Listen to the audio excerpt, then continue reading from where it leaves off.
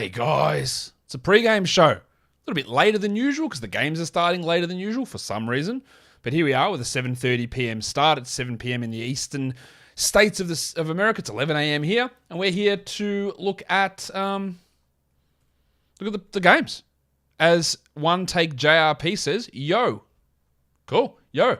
Briley Schmidt should be worried about Wendell Carter Jr. He's on the injury report as questionable with plantar fascia strain. The fact that he's questionable, not ruled out, gives me hope. The Magic injury reporting, though, is dreadful. We know that. Should you be worried? Anytime someone appears on the injury report with an injury which can last a while, you've got to have a little bit of concern. But I'm not overly worried. I'm not overly worried about it. It's good to have everyone here who is here, and I'm sure others will roll in. You know what? I know you guys will never do, but if you go share this show on your social or tell your friends to jump in, that'd be great. But I know you won't do it. That's fine. If you can do it, it would be awesome. Hey, everyone. How's it going? We've got news today. Jared Allen's out tomorrow. Trey Mann's out tomorrow. And Darius Baisley's out tomorrow. What statuses are we looking at today? Reggie Bullock is questionable. Jaren Jackson is likely to play still. And then it's the late game. Trey Jones, will he play? Yusuf Nurkic, Justice Winslow, and Keon Johnson. They're the ones that we are waiting for today. We'll go ahead and do some dribble game stuff. Chris Paul's still listed as questionable tomorrow, so that's an upgrade. Well, he's not immediately ruled out, so that's there. Well, let's do dribble game now while we get the chance. Dribble. All right, where is my screen? There it is. Let's have a look. Darius Garland, Joel Embiid. Who plays on the Cavs that used to play for the Sixers? These guys have only played for one team each.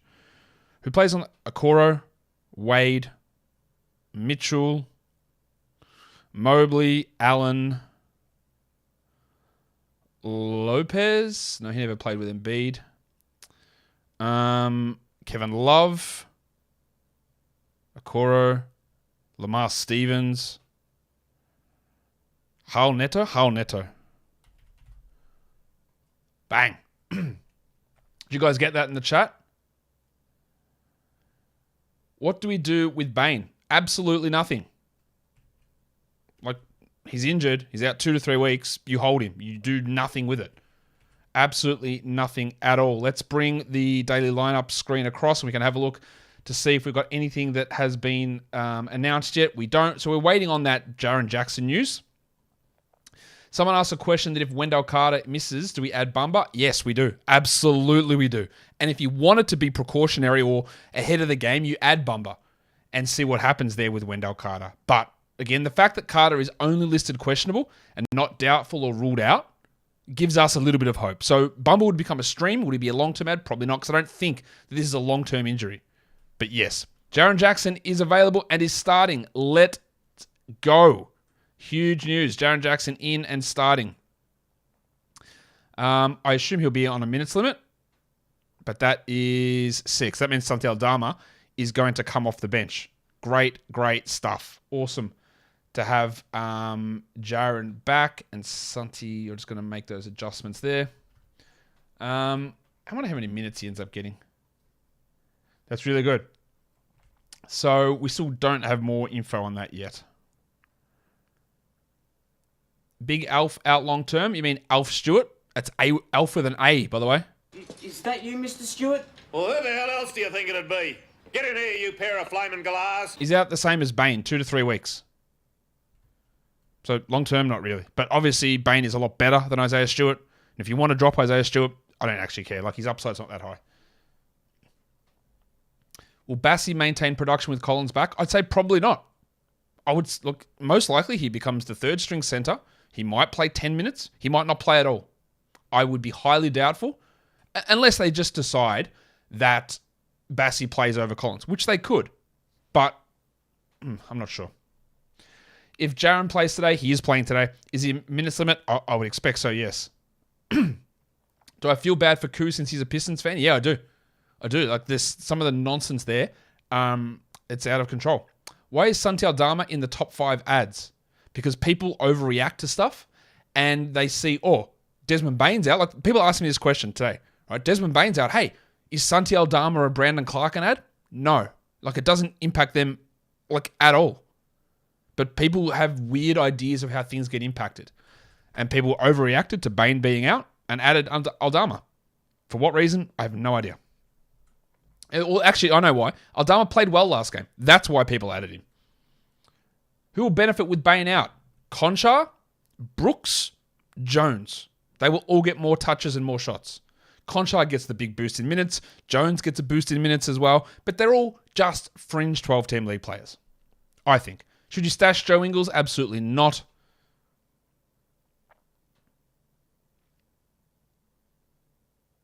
Do I think Duran will get more minutes? Now, I've talked about this yesterday as well. Isaiah Stewart played 0 minutes at centre last game. 0.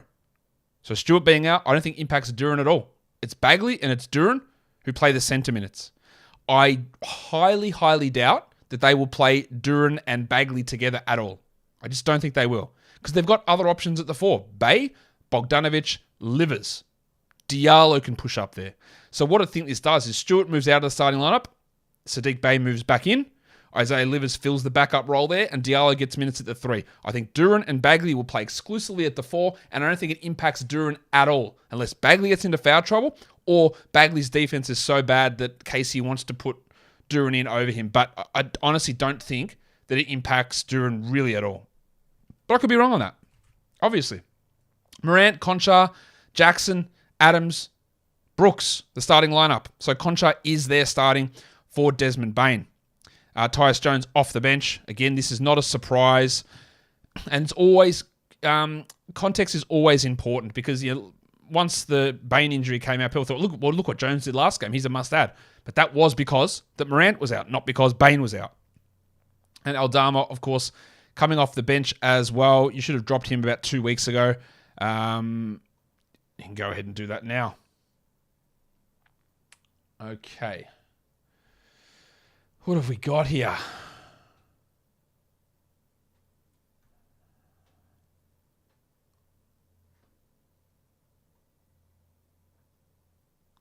Anything else? I'm still waiting on that Pelicans lineup because Zion Williamson is out.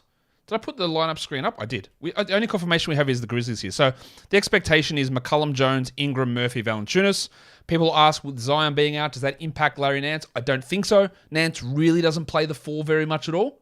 In fact, what I think it might do is hurt Nance. Part of the reason that Valanciunas' minutes are down is because the combination of Zion and Valanciunas together is too bad from a shooting perspective and too bad from a defensive perspective. But if you've got Zion out, as we saw last season, you can play Valanciunas more. And I think that's what might actually happen. Now, maybe Nance gets 1 or 2 extra minutes, but I think that means that he just loses those minutes. Instead of playing them at center, he plays them at the 4. So I don't actually think that it's going to benefit Nance in a significant way, if it benefits him at all. And in fact, it probably feels more likely to hurt Nance than it does to benefit him in a big way. That sounds stupid, I know. But I'm trying to balance it on how I see or why those minutes have been going to Nance over Valanciunas and what's happened historically when Zion's out. Valanciunas goes up and Nance goes down. We will see whether that's the case here. It does seem stupid given the trend that Nance has been on. And Nance will still get playing time, but I don't think this means that, oh man, Nance is going to play 30 minutes a night or anything like that because Zion's out. Nance doesn't play at power forward really at all, despite what your fantasy provider might tell you his position is. Here is there, and they just announced their lineup. Who's in it? There you go. Murphy, Valanciunas, Ingram, Jones, McCollum. Good. So that is as expected. Trey Murphy starts. And Nance stays on the bench. So, again, that is the expectation. That was the expectation. We get the expectation. It's great value for Trey Murphy here. Probably increased value for old mate Najee Marshall as well. So that's the early games done. All right. How are we, everyone? Everyone's good? Is Isaiah Stewart a hold during injury? He's not even a top 100 player. He's not even a top 110 player. He's out for 3 weeks. You don't have an injured slot. It's not worth holding a back-end roster guy, I don't think, for that long in most spots. Can Aldama or Jaren play small forward? Not really, no. I don't think so. You might be able to get away with some occasional lineups with Aldama and Jackson together, but that's just, what do they call it? Copium? I just don't think so. We don't know what minutes restriction Jaren will be on. I've got him at like 22 minutes. But yeah, we don't know. Mavis should start Josh Green over Bullock. I agree. Is Keita Bates-Diop starting? We have no idea because we don't know whether Trey Jones is playing. Now, they could sit Keldon, they could sit Trey Jones, they could sit Sohan, they could do whatever. But at this point, The expectation is that all of the Spurs guys will play. Jones unsure. And then Bates Diop would come off the bench.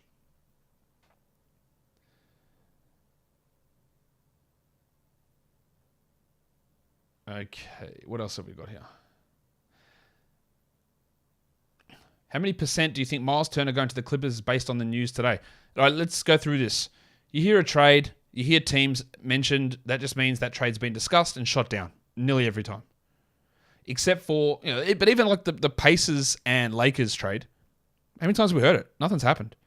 All right, so once we hear, they were interested in adding him, the Clippers were interested in trading for Miles Turner. That means it was probably like, hey, can we have Miles Turner? Yeah, give us 2 first-round picks. No, sorry. All right, bye. Would they be interested in him? Every team should be interested in Miles Turner. Every team. I'll tell you who should be interested in him. The one that's playing today against the Grizzlies. But they won't be. They won't get him. So, how much percent chance do I think Miles Turner goes to the Clippers? 5.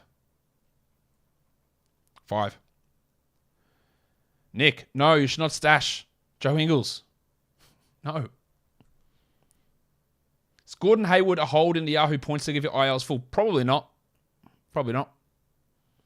Gary Trent should be rostered? Probably. I'm not, Matt, but you know that I am massively down on Trent compared to others. I think he's injured. He struggles offensively. He's not getting the steals as last season. And maybe there's a chance that someone else cuts in and takes some of his minutes at some point. I think he should be rostered, but ask me again in a week. Is John Wall out today? No, John Wall is back today. Odysseus.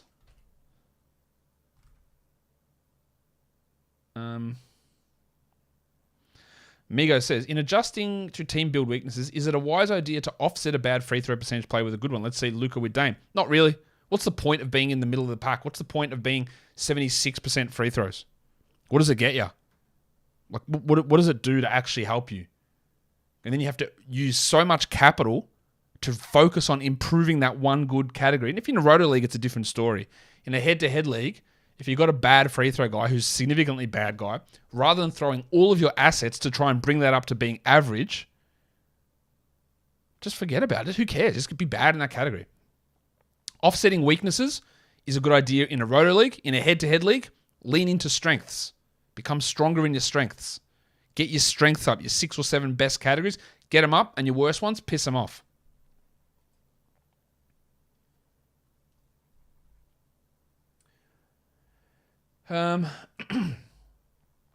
Who's the drop? Poku or Jabari Smith? I'd want to keep both of them, to be honest, but Poku's got the runs on the board. And if you drop Jabari Smith, would someone grab him? I know that if you drop Poku, someone definitely would. So it's probably Jabari, but I'd want to hold both. Should Nick stash Joe Ingles? Good question, Jericho. Oh, Jericho, my man. You just made the list. Good question. Should Ben Simmons be viewed as more of a stash than a currently productive fantasy player? Yes. And I think in a week or two time, we might be saying, don't even bother with this guy. Do you ever see a scenario where the Warriors decide to run a small ball lineup with Jordan Poole? He performs much better when he starts compared to coming off the bench. I don't think they care whether he performs better or not. It's whether the team performs better in that scenario. I think they might try it a few times, but I don't think they'll lock in and that be their lineup continually. Should you pick up Poku? What's 12 category? Do you mean 12-team, 9-category league? But yes, you should pick up Poku. JJJ in draft stars is at 8K. That's a really low price on draft stars, so yes, I think that's interesting. I think it's good, actually. Is Derek White must add? I do not believe so. The last couple of games when Brogdon was healthy, he played like 19 minutes. The last game was great from him, but I don't think he's must add at all. How long does Boucher hold value? Until at least Siakam returns. Do I think CP3 and Bron returned from their stats from last season? They're 37 years of age, so expecting them to just do the same thing over and over again is pretty foolish. So no, I will say no, they do not return to their same stats as last season.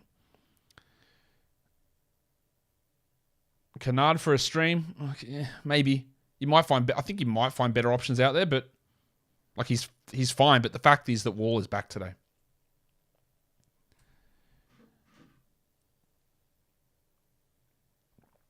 Should you activate Nurkic? Oh, we don't even know if he's playing, Devin. So I wouldn't be activating him yet.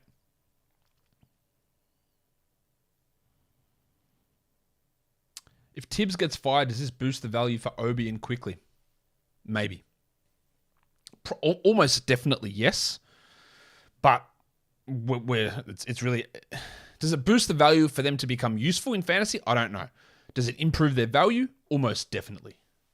But yeah, how much of that, I don't know. Stad Young must add, not really, but he is he's a guy that you add. What would I drop everything to go and add him? No. But for the short term, yes. We add him, we use him. If you miss out on him, it doesn't matter that much. Because when Siakam comes back, he just gets crushed again. But for now, yeah, sure. Who's my most rostered fantasy player? I think it's Isaiah Jackson. I probably can go and have a look at that. It was Jalen Smith. I don't know if I've actually dropped him anywhere. Maybe it's him. Which is Al, because he's shithouse, obviously. But I thought I was getting a nice little steal on him around pick like 100. But he has been bad, like dreadfully bad.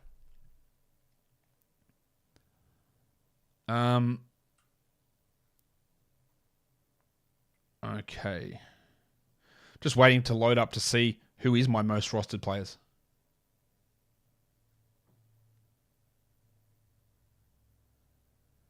Here we go. All right, let's have a look. Who do I have the most?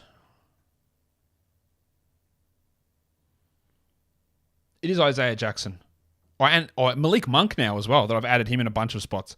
And then after that, it's Trey Murphy, Jalen Smith, Terry Rozier, and Jalen Brunson.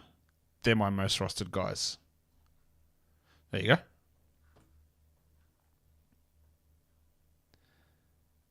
I'll read. There's an article here from James Edwards, the third, talking about Stewart's injury and what it means for the starting lineup.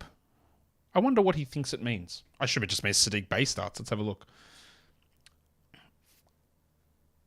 I'm already an Athletic subscriber. Just let me get in here and read this. Okay. What does this mean? His guess is that Bey will go back into the starting lineup and play alongside either Bagley or Duran. If Duran starts, I'll froth it. I will love it. But Dwayne Casey's useless, really.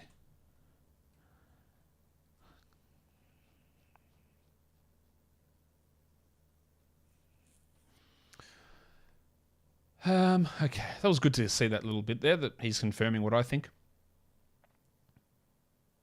Seth Curry for a stream? Yep, I think so. Is Ant still a buy low? Yes, he is. When do you know a team is deliberately trying to tank? I don't know how to... It's weird lineups. It's weird benchings. It's injuries that drag on far too long. It's vague descriptions like tightness and soreness. It's that sort of stuff. Where did Jaren Jackson finish last season in category leagues? Okay, that's a good question. Let's have a look. I think it was like 40th maybe. Let me have a quick look. Jaren. That's the wrong season. Sorry, I was looking at this season and his name wasn't coming up. Understandably, considering he hasn't played a game yet. All right, Jaren. 52nd.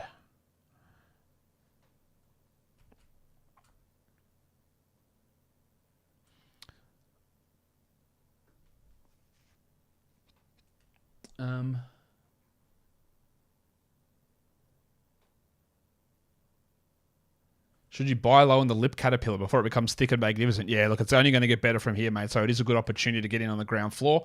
And it's also a good opportunity for me to tell you to help donate funds. I'm growing this to raise awareness, but more importantly, to raise money for men's mental health, suicide prevention, prostate cancer, and testicular cancer research. I'm going to drop a link into the chat for you guys to donate money. I want to hit $3,000 of donations. We're at $1,800.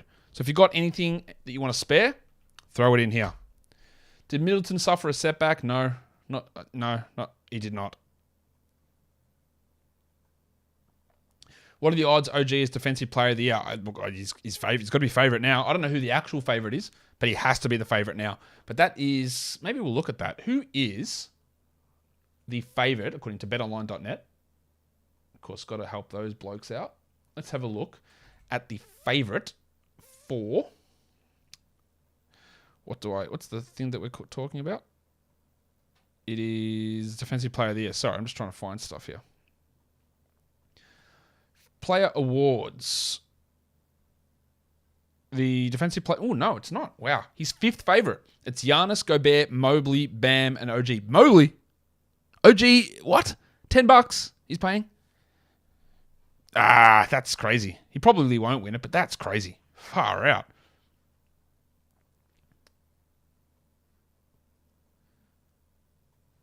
No more news on lineups yet.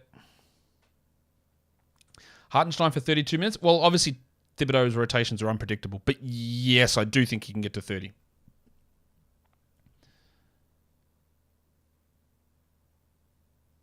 Do I think Middleton puts up similar stats to last year? I would expect so, yeah.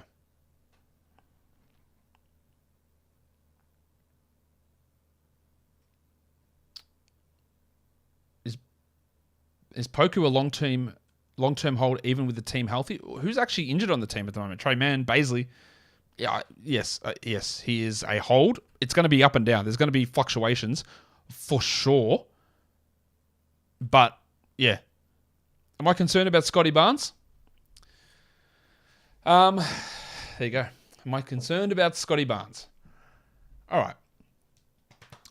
I am not the biggest Scotty Barnes fan in terms of people that see him as a future MVP, all-NBA caliber upside player. I've said this a million times. I don't know from what he did as a rookie where the upside scalability is in his game. Can he become a 26, 28 usage player who becomes a full-time point guard averaging 7.5 and 8 assists or a lockdown defender? And I don't see any of those things for him. He was really good as a rookie and he was able to improve a lot from what he did in college, but I didn't really see him being that guy who could carry things, right? That's not how I view Barnes as a prospect.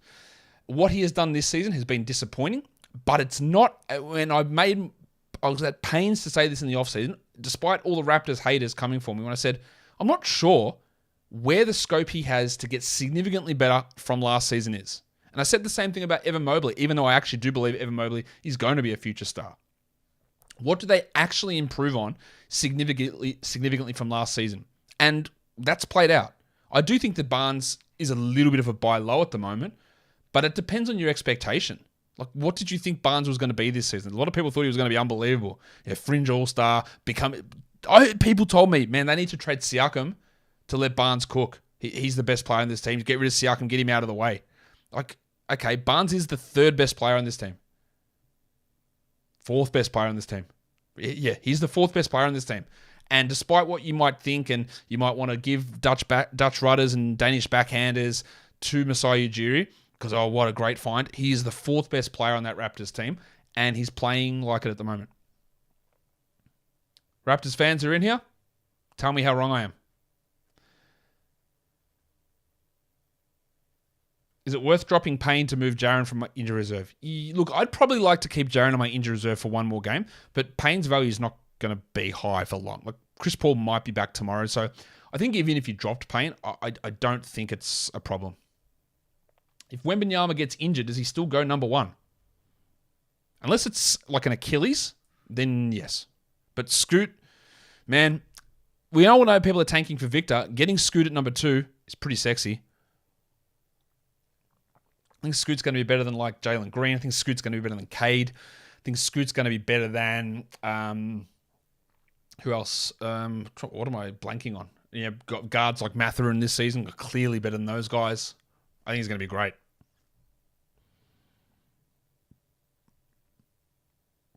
Is McCollum going to shoot better? I would have to expect yes. Reggie Bullock is playing today. So that's, not good news for the Mavs, but he's playing. So it's good that we get that information.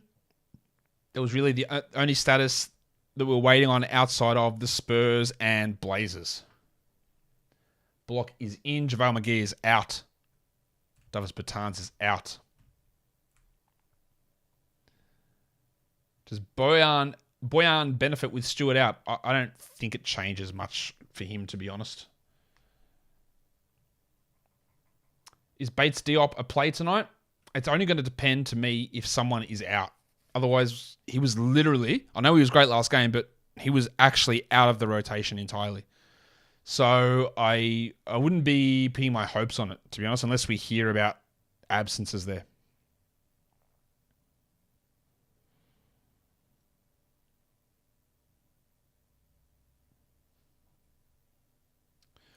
Will Wood play 30 minutes today? I don't know. Wamik? I don't know.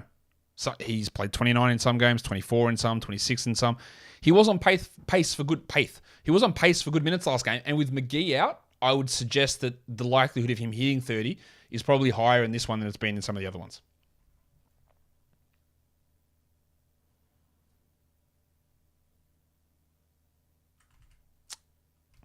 Who said that Scotty is better than Cade? I don't believe that Scotty is better than Cade.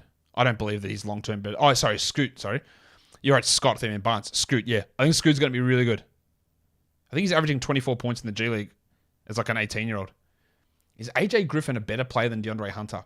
Not yet, but I'm pretty confident he will be. What was my top 5 draft prediction this year? Do you mean NBA draft?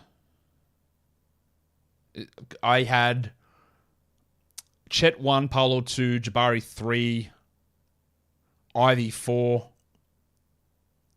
I don't know who I had at 5. I can easily check that, though. I don't remember who I had at 5. 2022 NBA draft. Let's have a look. Who did I have in my final? I had Shaden Sharp at 5. Yeah, that was my last one. Sharp at 5. I think that was my last one. I just talked about this Abuelo, about Duran. No, I don't think it actually impacts. I don't think Stewart's injury impacts him at all. Again, happy to be argued with that and happy to be proven wrong. But I don't think so.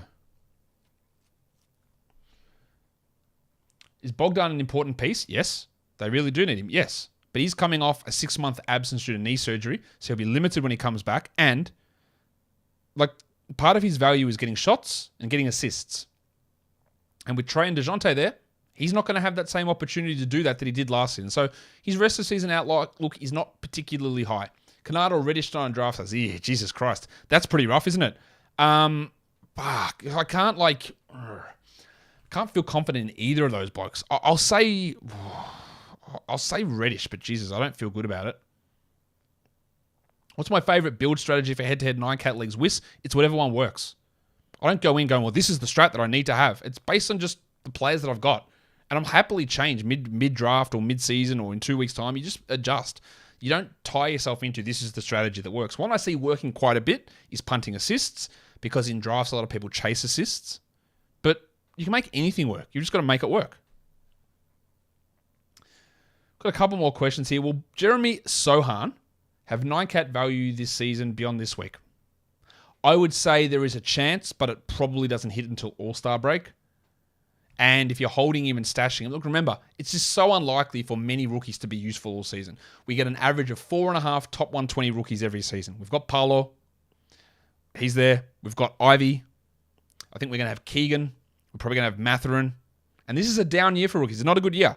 Maybe Jabari can step up. I don't know. But there's just so many, like Kessler, Duran, Sohan. I don't know that they're going to step up. And the odds are that they probably won't be. That's just what happens with rookies. Am I holding Isaiah Hartenstein with Robinson returning soon? Before Robinson went down, Hartenstein was a top 100 player. So, yes. He's been dicked around by Thibodeau, but yes, I'm holding, and then I will make that adjustment later on. Do I like the Jazz minus 4.5? Yeah, they're against the Knicks, so yes. Early thoughts on Wembanyama versus Scoot, number 1 pick. Victor. I'm not going to... Victor. What are my thoughts on pineapple on pizza? Love it. I'll tell you what is actually a goat pizza. Pineapple and ham, your standard, and then chuck some hot salami on there. The hot salami and the sweetness and freshness of pineapple, goated.